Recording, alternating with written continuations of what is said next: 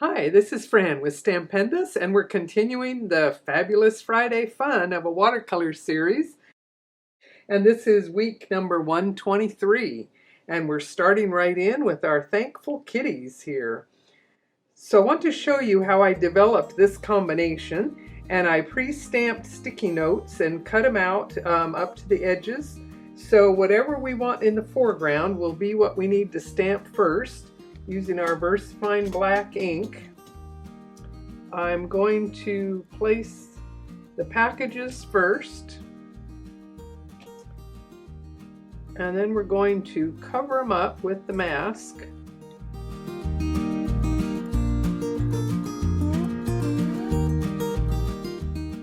And then in this case, I want to create a tabletop line. So I've got a ruler, and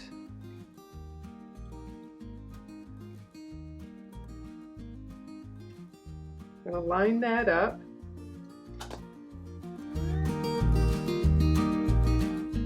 And I'm going to use my my Micron permanent marker here to draw a line that creates my tabletop. Okay? And then, since the kitties are behind the table, I'm going to additionally take some sticky notes and cover up the table.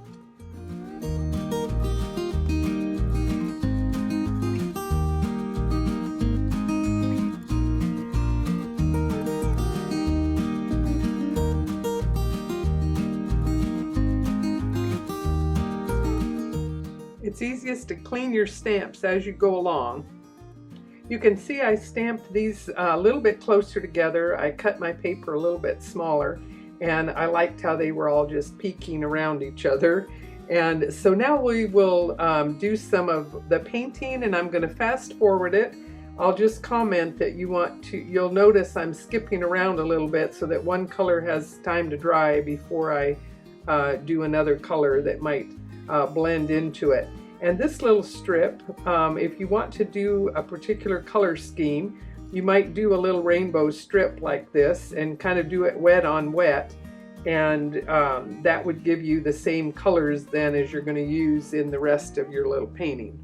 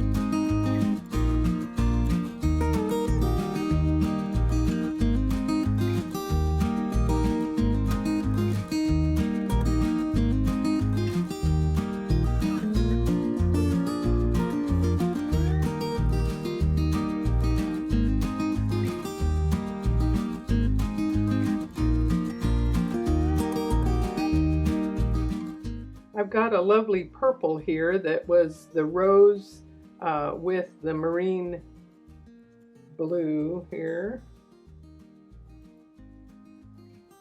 Actually, that rose and the phthalo blue. And let's do some purple here for our little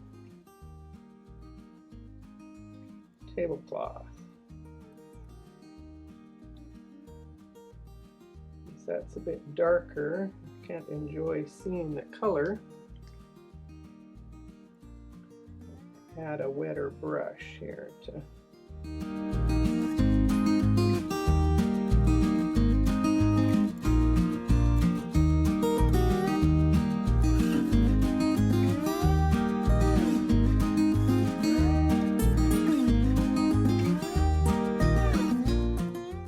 and leaving that area for some shadow works nicely.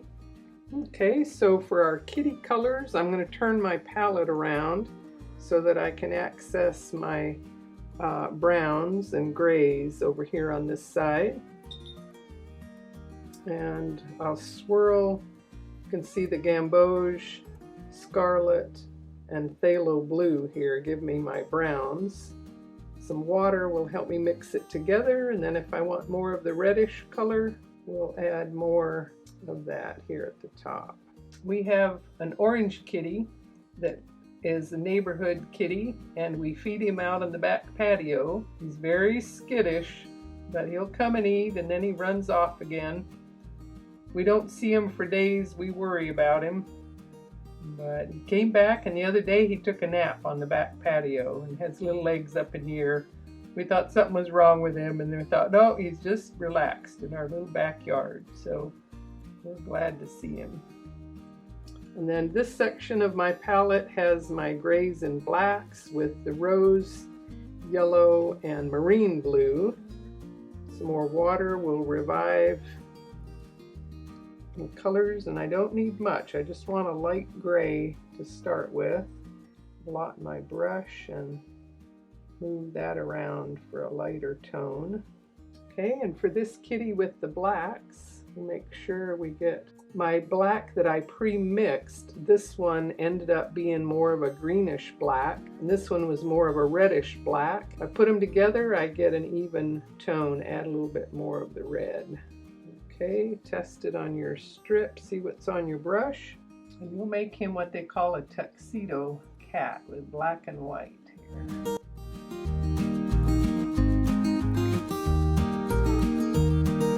little bit of wet kind of lets that soften. When this is mostly dry, I can add a little bit of some darker. And if you were painting this combination and wanted more Christmassy colors, you could just do a lot more reds and greens, and you would get a fun Christmas color scheme. But here I wanted to show a wider range of colors. Okay, and I've left the red till last.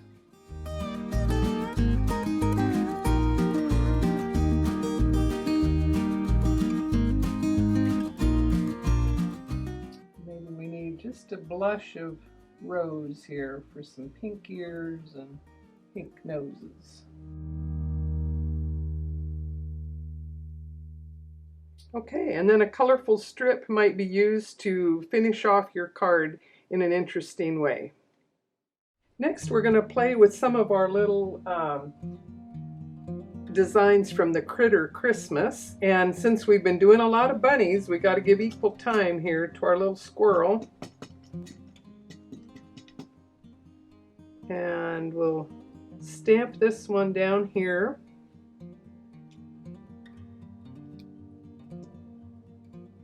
And instead of the branch and the stockings like we did on these, I'm going to add this little star on this one.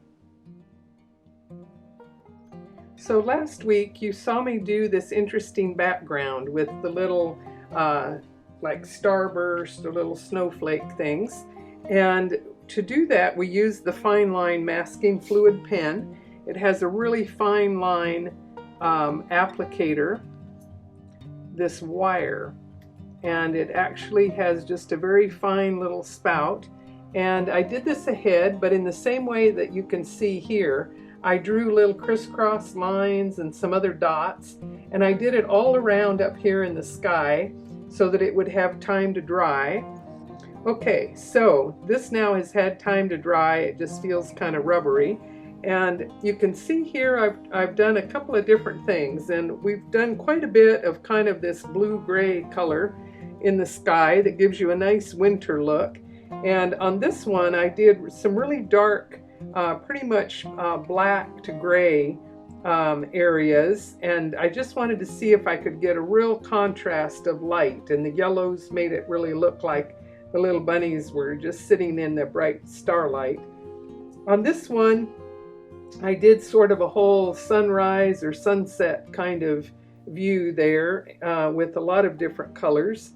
So I think what I want to do now will be something a little bit different, of a dark sky. But let's see, well, I'll leave that in place. I'm going to start with the sky, and I've got rose, and this is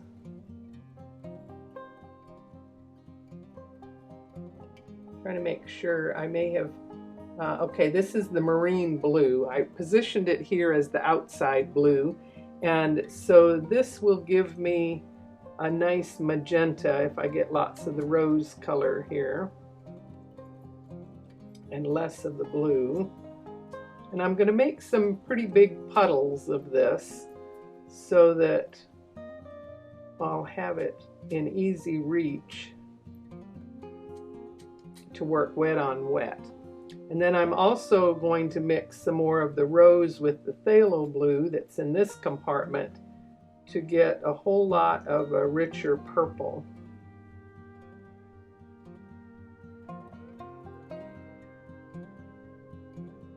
Okay.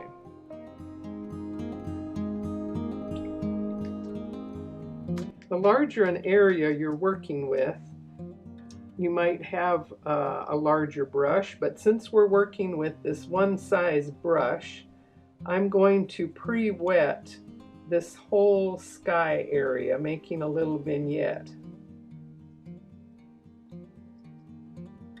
I'm going to add even more water.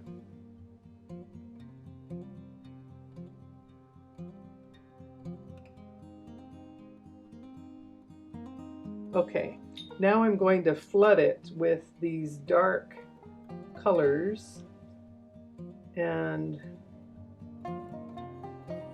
might have been a good idea to use the fluid masking on the star as well, but since I didn't do that ahead, we'll just work around it. So now I'm just going to get the magenta and the purples here to all kind of blend in together. The paper was bowing a little bit, so I've tipped it to come back in.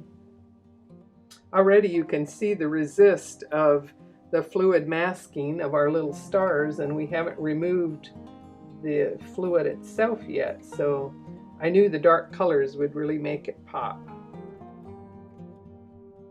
I'm going to tip it so that the darker colors are more at the top. And then I'm going to lift a bit of color here and there. Since it ran together, I didn't get the distinction of the two colors in the end. So we'll do a little bit of lifting here. Okay, we'll let that dry. So now with my squirrel, I think I will do more grays so that he doesn't necessarily look like he's sitting out in the sunshine. We got a dark sky here.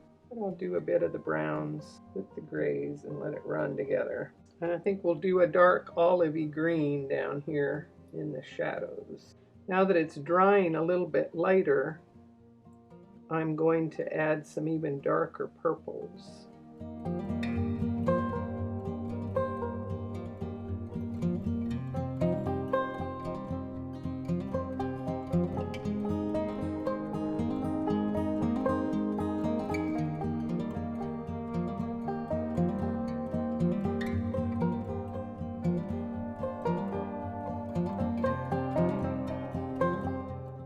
I've introduced some of just the phthalo blue itself.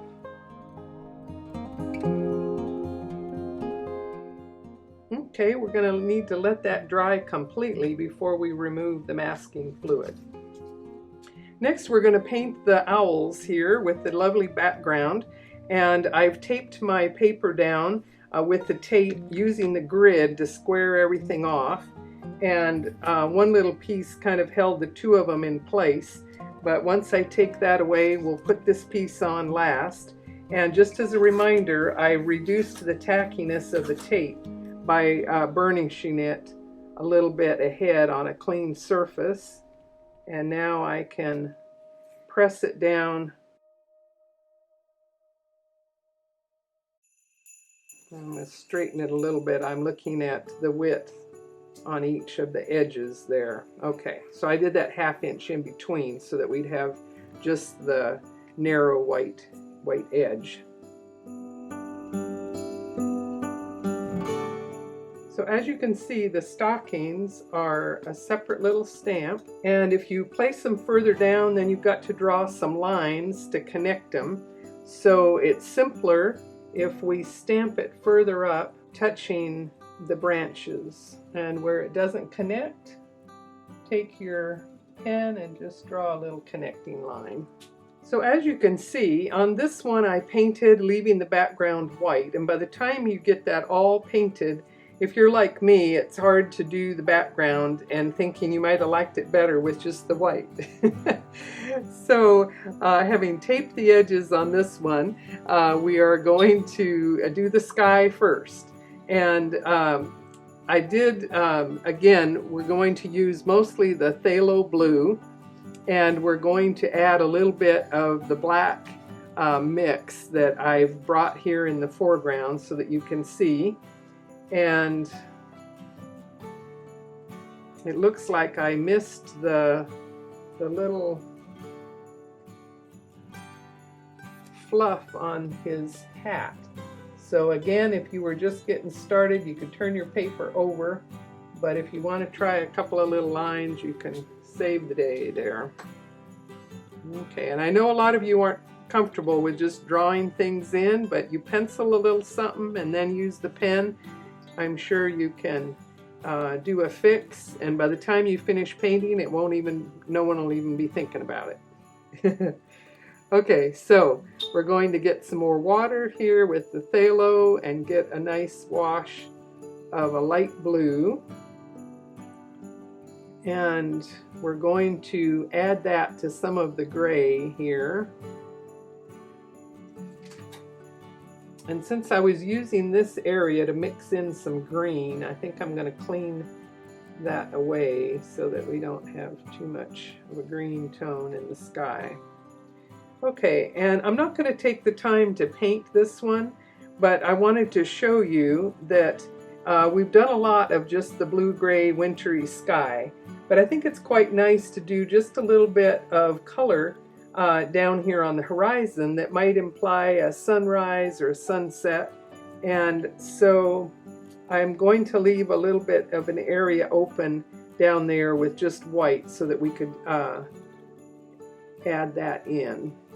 Okay, I'm adding some water, adding some gray, and this is pretty dark to start with, but as I add more water, we will blend it together. So I'm just moving my brush around. I'm thinking sort of little lighter clouds and some lighter blues, and then with a really wet brush, this is going to let it all kind of move around. Then I'm going to move to some lighter shades of color here as I move down. I don't want an even color all the way. I'm going to move your brush around, and now I'm going to lift some to just kind of lighten, maybe leave some uneven area here, maybe add in a little bit more gray, kind of just letting the water do its thing up here, or come back and do some little brush strokes here and there.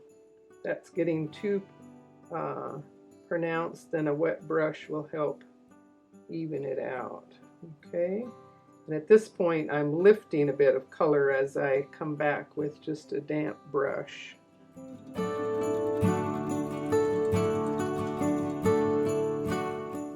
A little bit darker on the edges really makes it pop when you remove the tape. I want to soften this edge even further here. I'm going to blot it with a clean blotter here.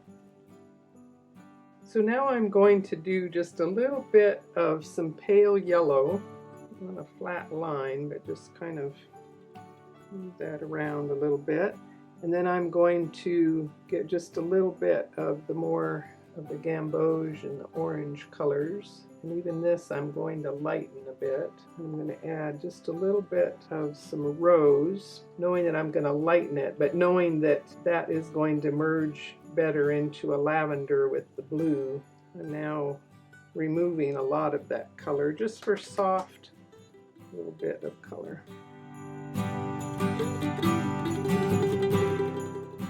I did the same over here. I actually lifted away a lot of the color, just leaving a soft little bit of color along the horizon.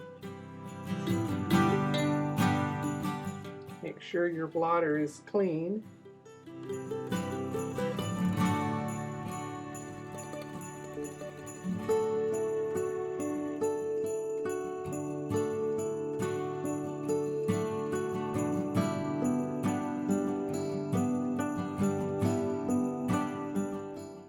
This area here dried with a watermark that looks a little bit awkward, so a wet brush is going to kind of blend it together a little bit more. Come back in and kind of create a little bit more definition of some clouds up here with some small brush strokes. Even though the branch cuts the area in half, you want to make sure the sky looks like it's continuous in and behind. So keep that in mind as you create some little cloud detail perhaps that kind of goes behind.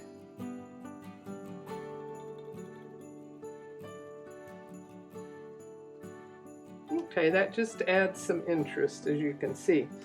Okay, so from there you can see how doing all of the colors on the owls, you want to make sure that your background has dried so that you can paint them in without the colors being disturbed. So we'll do a bit of that and we'll just fast forward it.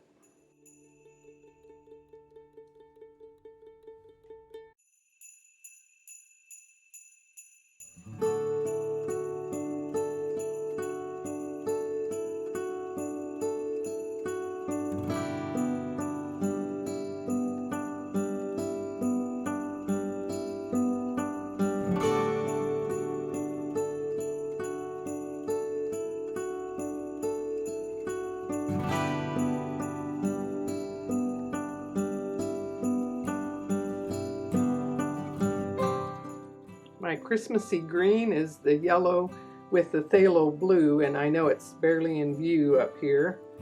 And a drier brush will let you keep the detail in small areas.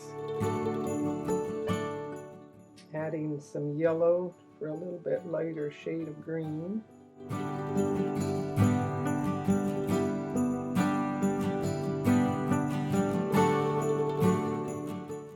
Okay, and then if you want to do the little striping, you need a lot of the rose paint on a rather dry brush to be able to hold a fine line. So definitely test it on another paper. Make sure you got the feel of it. Okay, so it's dry enough to do our reveal here. I'm going to leave the other one taped on the board. So you can take what you learned in doing this one and try your hand at this one with that little bit of color there along the horizon. And now we'll come back to this one. It's had a chance to dry. So now we can remove the masking fluid by rubbing with a dry finger here.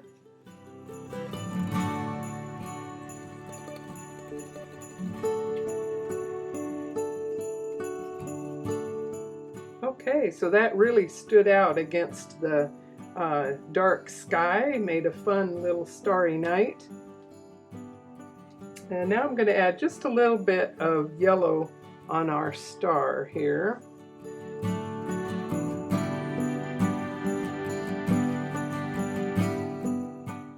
Could add even just a little touch of color on the other stars. I'm going to shadow it just a little bit more down here, the gray. So on my owls that were a totally beautiful white background, I spilled something. I got a watermark of brown up here on the edge, and I tried to lift it with a wet brush, and when that didn't work, I decided to do a torn edge all the way around. And now I'm going to see if I can add a brown sort of a decal edge here all the way around. So I'm going to start with a darker brown and then add some water. And we'll get sort of a vintage looking little panel here. Color kind of will go differently on that torn edge.